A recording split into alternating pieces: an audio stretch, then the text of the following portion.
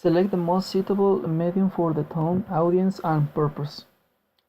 Well, before I start, the references are below, and in this website I took almost all the information that I will explain. So the first point is identifying common purposes. The purpose for a piece of writing identifies the reason you write a particular document. Basically, the purpose of a piece of writing answers the question why. For example, why write a thankful letter for the interviewer? So, well, the answer is to have more possibilities to get the job. So that's a good why. Summary paragraphs. A summary shrinks a large amount of information into only the essentials. You probably summarize why you are sending an email. Think about the last conversation or communication to have to the interviewer. While in conversation, you probably describe the major highlights or the main points in just a few sentences, using your own vocabulary and manner of speaking. Analysis paragraphs.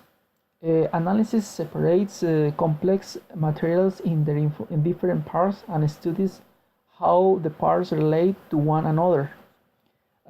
Try to don't use phrasal verbs because maybe the interviewer is not the English his first language. So remember that. Evaluation paragraphs. An evaluation judges the value of something and determines its worth. Evaluations in everyday experience are often not only dictated by set standards but also influenced by opinion and prior knowledge. Identify the audience. You may have a panel interview to a group of executives in an office.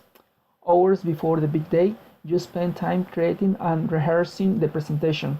You must make important, careful decisions not only about the content, but also about your delivery.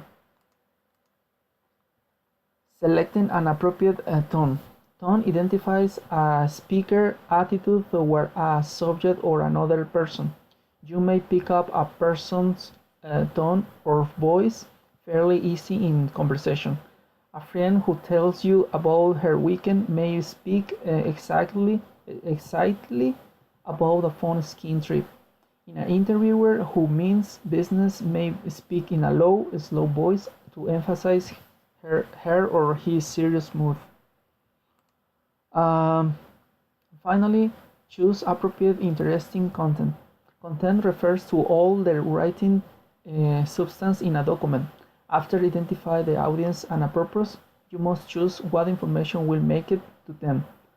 Content may consist of be appropriate and interesting for the audience and purpose.